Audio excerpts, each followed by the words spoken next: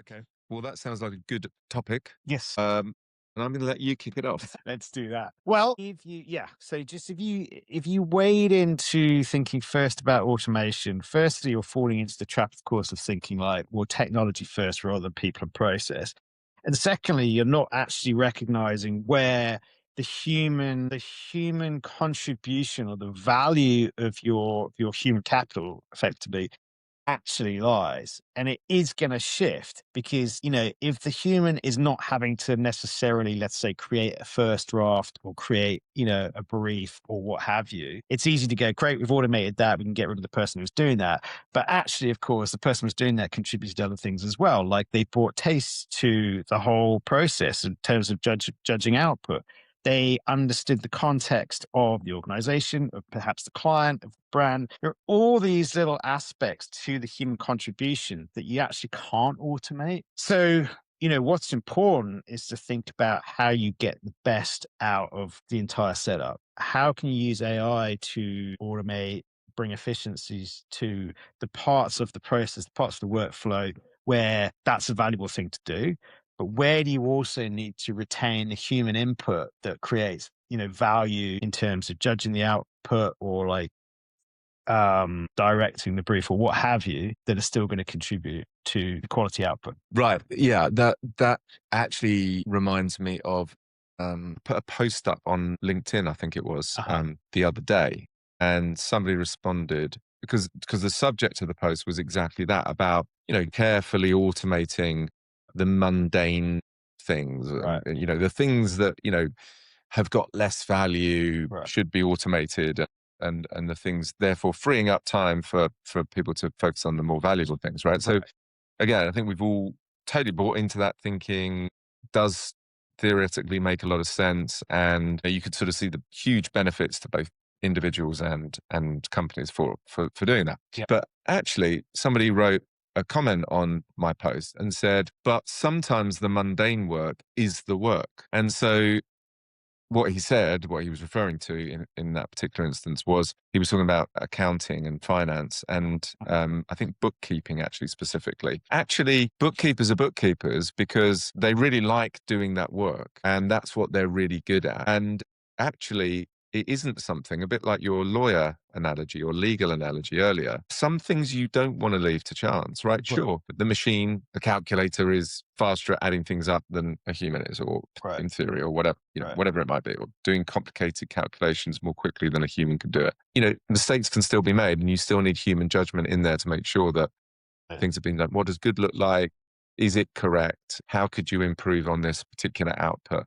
And so his point was, or her point was, the mundane isn't actually a good filter for what should or shouldn't be automated, because sometimes the mundane is just as important, and if not more important, than the valuable work, the Right. perceived valuable work. So Right. anyway, Right. Right. I thought that was an interesting It's a thing. really interesting point. It makes me think about another point that we've talked about sometimes, which is, the role of friction. And of course, one of the sort of the aims of all kind of efficiency gain projects is to remove friction, to make it a smoother, quicker, easier process.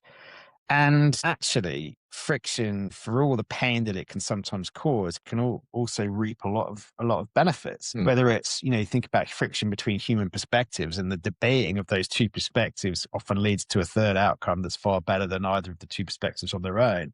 Sometimes the friction that maybe slows the process down gives enough space for people to, spend some time with the judgment calls they've made and really think through whether they want to continue to stand by those judgment calls or whether a few extra tweaks are made. Right. So there's that unintended consequence of removing friction, which sounds like, what a no-brainer, Hmm. but actually you're removing parts of the process that were integral to, generating the quality that you need.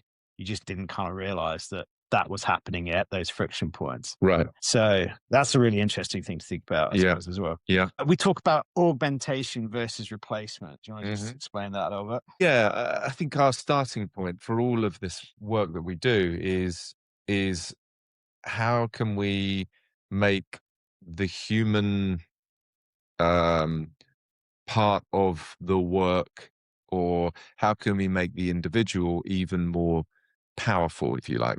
Not just more efficient, because efficiency isn't necessarily Right. always the end goal. Certainly, efficiency is a good thing in many cases. That's kind of, maybe priority number one. But priority number two is certainly, and what role does the human play within this? And how do we take the core skills, experience, benefits that this human brings to this particular role, this particular organization, and then almost kind of like replicate them by giving them more tools and giving them a tool that can almost be um, a sort of a replicant, if you like, Right. Right. for want of a better word, in order to just get more done. And maybe sometimes the work that you want that agent to do, the technology to do, is some of the more mundane stuff, or it's Right. some of the more manual labor that can be done more efficiently and more effectively. And sometimes it might be input, building input into a strategic, creative process. Right. That's something that, if I can save time, something can save me time doing the research, as we discovered with writing our book. Like, have a machine do the research in 5 minutes rather than Right. us spend 6 months trying to do the research. Right. It just makes perfect sense. We're not abdicating responsibility. We're not allowing the machine to write the book, just saying this tool is going to do a better job of this thing than I possibly can in the time that we've got Right. and the budget that we have, for example. Right. So it should do that in this Right. particular case. Right. Absolutely. You used the word abdication, which is, I suppose, to, giving up responsibility for the output a lot of the time. And we make this distinction between assistance and abdication, which is really, really critical. And actually, it comes back to the legal brief example, the bookkeeping example, which is like assistance is going to be using the technology to help get the output that you want, but still being close to it and making sure that the output is really what you want. And abdication is kind of basically just outsourcing it wholesale and then taking it for what it is. So these legal briefs that were filed that had citations of cases that didn't exist, that's really abdication in process, because Yeah. they've said write a brief and they've just sent it off to be filed, as opposed to then going, okay, this has given me some material to work with, now I need to apply judgment and fact checking and all the rest of it and make Yeah. sure it's on point.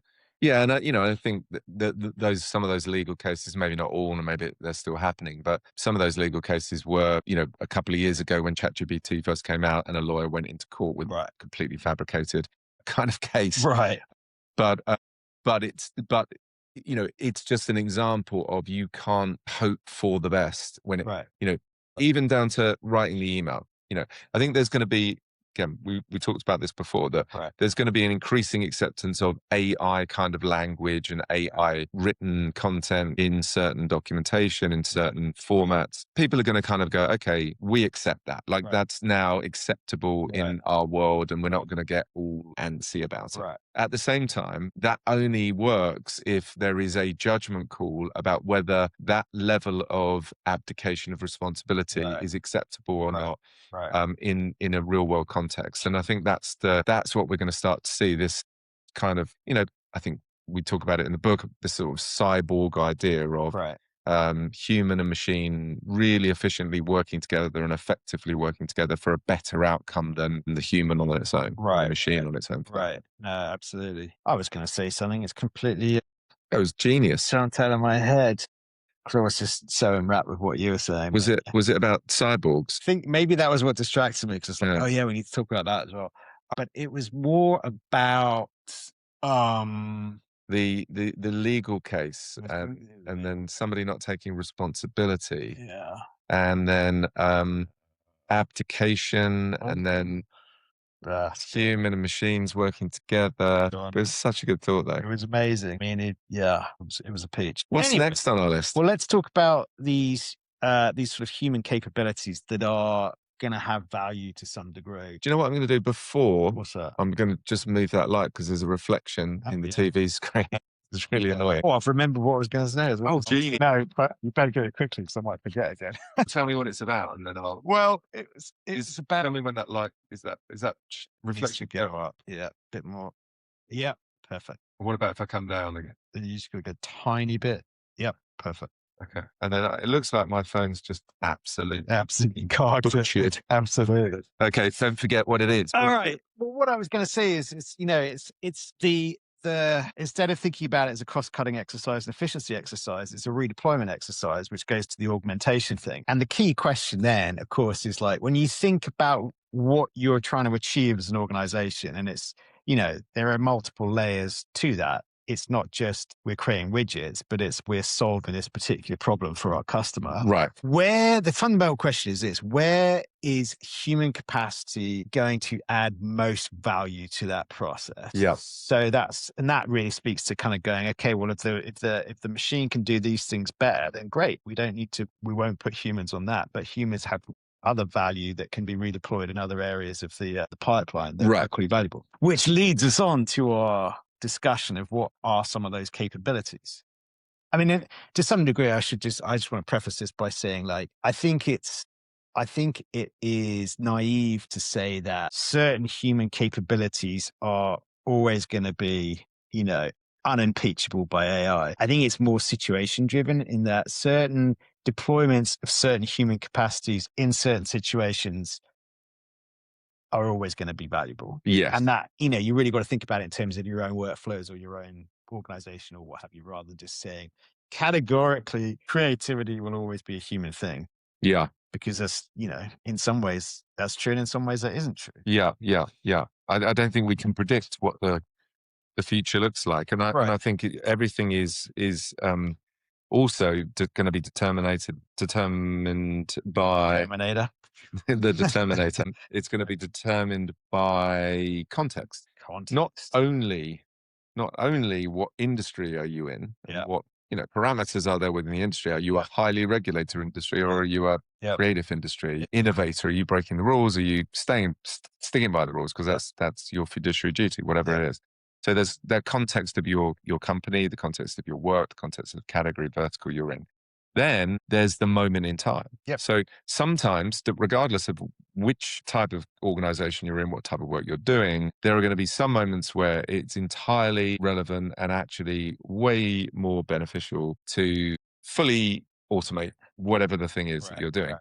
And another time, it may be completely inappropriate to automate that same thing. Right. So I think there's a lot of nuance. There's a lot of discernment that needs to happen to sort of like establish kind of new guardrails and new rule books around what happens when and why it happens and why it doesn't. And you mentioned context, which I think is one of those kind of human capacities or capabilities, which is really, understanding the full nuances of the context or certain amount of context. I suppose to some degree we can never fully understand the entire context of anything, but there is so much more than just doing a particular task in the same way over and over again, as you say. And there are so many important things going on day to day, organizationally, brand driven, et cetera, that really are going to determine the way to approach the process and the outcome. So an awareness of context is kind of definitely one of those sort of human values that are going to be, important one way or another. Yes. I can wholeheartedly agree with you. And let's talk about taste as well, which again is a similarly nuanced capability, capacity, whatever it is. It's really hard to articulate, and it's one of those funny things also where on the one hand, there can be a broad consensus on what is good taste and what is bad taste. And on the other hand, taste is an entirely individual, unique expression of our lives, experiences, decisions, yada, yada, yada. Either way, is a nuance that has significance that is very hard to predict sometimes, and it's certainly very hard to sort of program into an ongoing prompt or something like that. It's kind of linked to context as well. Yeah. Yes, exactly. Yeah, I think again in another topic, another theme for another time, perhaps we do address the issue of what do students need to do? What do young people need to do? How do you make sure that we've got this pipeline of future talent? Because we see humans being very much part of this future. They're not going to be going away. And who wants a world where the humans aren't working anymore? So that's that's part of the logic. But in terms of what do humans need to do to make sure that they are going to be relevant in the future, one of the key things that you read a lot about is actually doing more of the things that we sort of don't do in our current society because there's no time to do it. So Right. going to the theater, reading books, going to galleries, going to museums, reading history, going out into nature, so there's so little time to do those things. And so, maybe this is a little idealistic, but like if the machine can save you some time, if it can give you more time back, the worst thing you can do is to then just waste that time. I mean, it's never been a good idea to waste life anyway. I think we all know that. No. But the reality is when you're exhausted from work and Yeah. you're absorbed by work, then the Yeah. last thing you want to do is go and do something else. You just want to crash in front Right. of the TV or Right. go to bed or Right. have a drink or Right. whatever it is that you do to relax. But if you've got more time, Yeah. and we saw this during the pandemic, that people just had more time, they Yeah. had more opportunity Yeah. to do things that they maybe wouldn't have been able to otherwise, then those things are things that will make you more valuable in a machine orientated world because you're building trust. Yeah. You're building your judgment capability. Right. You're building taste, good looks like, and Right. learning from history and learning from the past and Right. learning from artists and learning Right. from all kinds of different influences. Like, what does good look like? Right. And how then, and then the work on applying that and deploying that in your work, in the work that you do, regardless of, we're not all creatives. We're not all in creative industries, but lots of work these days and increasingly in the future is going to require innovative thinking, creative thinking, Yeah. problem solving. Yeah. Like, so that's a capability that we already possess, but it's a muscle that in most people has just been underutilized. And Right. so I think, again, we'll talk a bit more about that later, but that is, I think, where people have an opportunity. This is where the opportunity Yeah. for them to play a role in the future Yeah. that is going to require them to actually do something. That Right. it's not just going to happen to them. Right. They have to get out there and play the game. Right. I think another interesting kind of facet to that also, and comes back to the sort of the organizational context for this whole transformation is again, these are the sorts of things that have value, particularly kind of medium and long-term value. But the short-term, pressure, the short-term win, of course, is these sort of fairly standard metrics of, efficiency, largely around cost cutting. And, there's interesting research that shows that in quite a lot of cases, unfortunately, people are actually working more with AI than they did previously because they're getting their the Claude agent or whatever to work on a particular something else and all the rest of it. And there's a way in which, of course, that is AI. Creating more capacity, but it's also not necessarily deploying that extra capacity in a way that's going to have long-term gain. Right. So again, it's beholden on the organization and the organization's attitude towards how to get the most out of AI transformation within their organization. Yeah. To sort of, facilitate all that. Yeah, there's sort of like, of course, there's so many dystopian versions of this. But, Yeah. one, I think, dystopian version, which isn't quite as apocalyptic as some of the others that you can talk about, and we will try to avoid, is that, people are giving up to the machine in a way which means that they're being more efficient, they're getting more done, but they're not really thinking about what they're doing. They're just letting the machine do the thinking for them. And then you kind of get this double whammy in that scenario where people are actually, what's going to happen if they can get more done more quickly? They're just going to get more work to do. So then you got more work to do. You're actually working just as hard, if not potentially harder. And at the same time, you're atrophying your brain because you're not using it in the way that you used to have to use it because there's this thing that can do it for you. Right. So I think, there's definitely, I think, there's responsibility for the organization, the company, to recognize that that isn't good for them either. That in the end, that is just a zero-sum game. Right. Talented people who atrophy on your watch is not a good look. It's not a good look.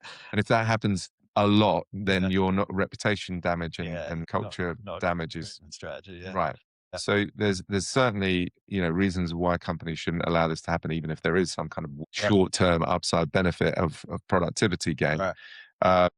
but also on the individual side, people can't just go, well, like we said in another episode, it's the end of the world and therefore what's the point of trying? Or, well, this thing's just going to do all the work for me. So, I don't need to participate. It's just going to happen.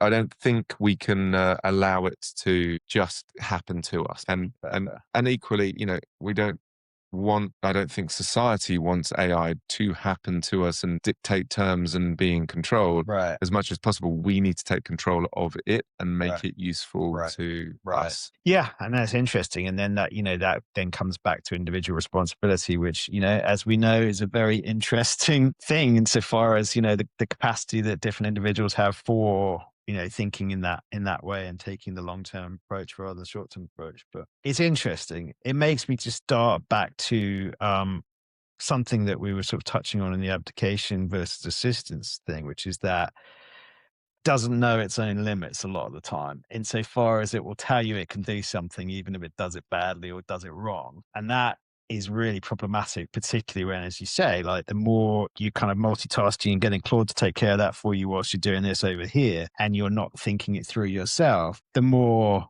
you're going to go, hey, can you do this for me? We're like, yep, sure, absolutely. This is a perfect, version, when actually it's not. And it's going to cause problems. Yeah, yeah, I think that's true. The risk of less good quality work going out the door because you spend less time thinking about the work itself. Yeah. I think that's a real risk. On the flip side, I think, and maybe we've gone off a little bit off topic here, but maybe on the flip side, well, I think that's about judgment, right? That's Yeah. that is about That's what just does good look like, and humans are better placed than the machine. I spent hours asking the machine to tell me what it thinks is the best yeah. thing. Yeah. In these two scenarios, or five scenarios, what do you think is the best solution? And it, you know, at least 50% of the time, it would tell me something that I don't agree with. Yeah. Because at the end of the day, it isn't human. No. It hasn't got the No. skills that we've got and the knowledge that we've got, the experiences that we have. But it will also say, not just like, well, I think this. It will just say, Matthew, categorically, this is a game changer. It will reinforce itself and Exactly. reinforce its ideas onto you and tell Exactly. you that you're both brilliant for your thinking, but also it will steer Totally knows you, better. in a way that for whatever reason, it thinks is better. That's But the right. other, there's that great, I don't know if I think I've shared it with you. I can't remember his name now. I think it's called Husk, IRL, Husk in real life. Ah. And it's an Instagram account of this guy. He's just absolutely. Oh, yeah. He's talking brilliant. about this, the idea for the store. Exactly, yeah, Yeah. exactly, yeah. So, Yeah. and he's just got loads and loads of videos. In fact, Altman Uh-huh. um, was also filmed responding to one of his videos, and then he was responding back to Sam Altman, Fantastic. and it was just very, very funny. Anyway, you have to check it out. It's really good, but it's also a great example of however brilliant AI is and however genius it is at doing certain things, you cannot rely on it and trust it to be No. perfect every single time. And obviously, this guy's just found a very clever way of tricking it Yeah. and making, or demonstrating these foibles and these weaknesses. But Right. yeah, it's both very funny, but also quite concerning. Right. What he's exposing. So again, you need human judgment. Human judgment. No, what I was going to say was, on the flip side, Claude is now so freaking sophisticated and clever and good, and I want to use the efficiency word, but it is efficiency Yeah.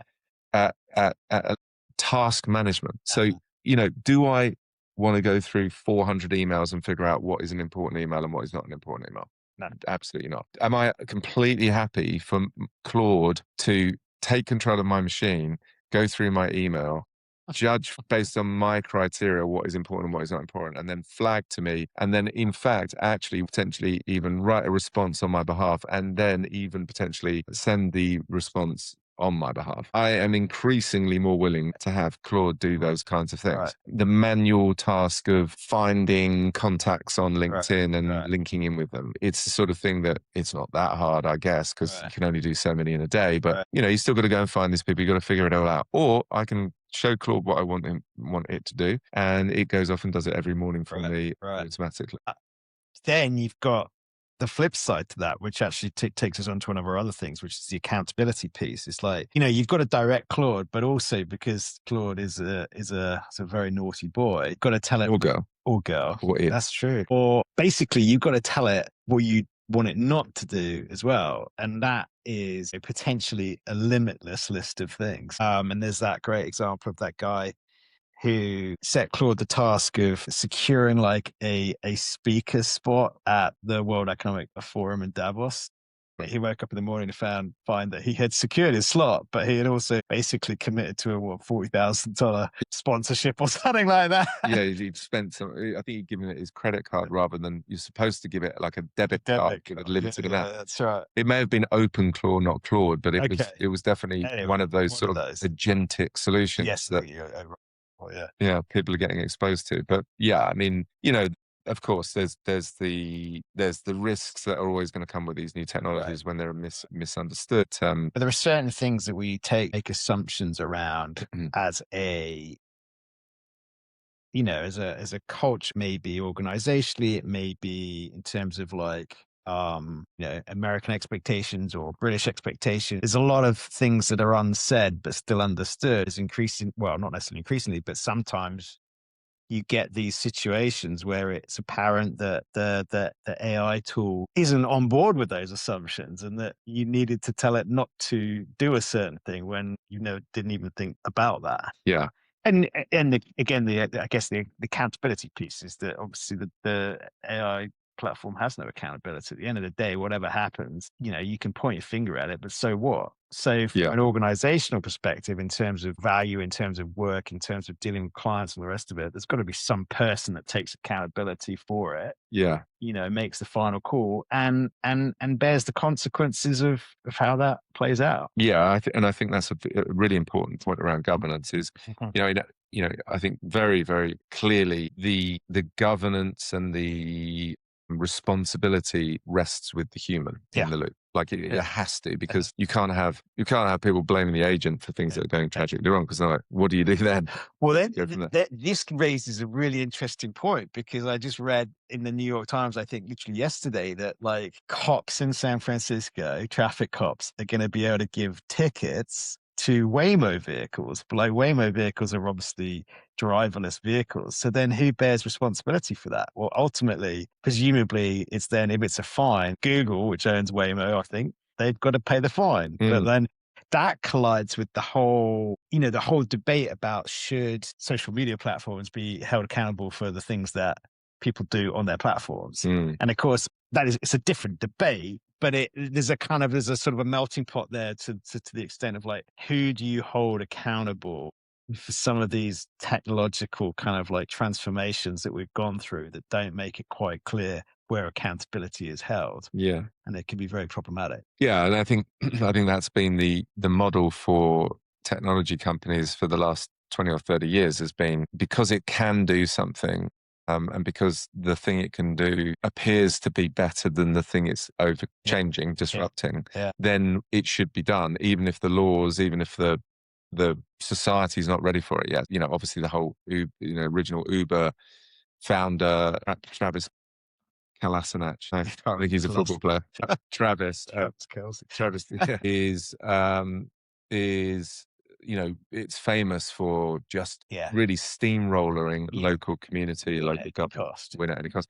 But and also while some of that is not great and sort of certainly ruffled lots of feathers, without it, perhaps Uber wouldn't exist in the way that it does today. Which again, for good and bad. But and there are certain other, high profile, tech magnates who similarly, may be questionable on certain human values, arguably without the sort of extreme perspectives they've taken, the extreme actions they've taken, wouldn't have created things that are, improved our experiences. Absolutely, yeah. No names being No names.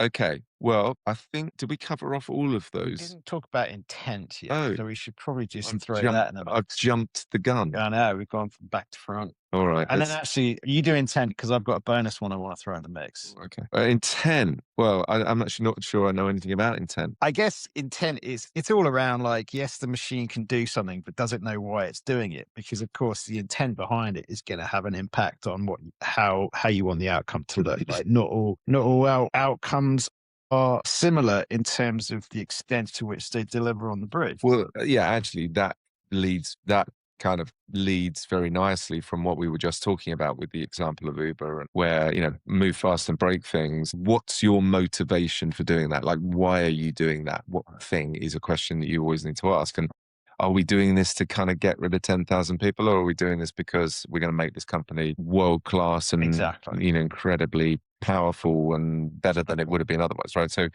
the intention piece, I think, is obviously sort of critical, I think. And then the bonus I was just going to throw in that, I think is kind of part of this human core as well is the relational piece. And it's understanding, of course, that actually so much of what goes on in the world revolves around relationships. I mean, it's simplistic to say it, but we are a relationship driven being. Community is really important. And, even with all the technology that we already have in business, there's still so much of what happens that relies upon the human relationship. And for all the reports of, these relationships that people are having with their AI agents, romantic, friendship, or otherwise, there's still so much that takes place, particularly in a business sense, because of a particular trust relationship between a human being. So if you automate the whole lot, I mean, I suppose if it's robots selling to robots, who knows how that's going to look. But certainly, as long as there are humans involved, there's going to be value in creating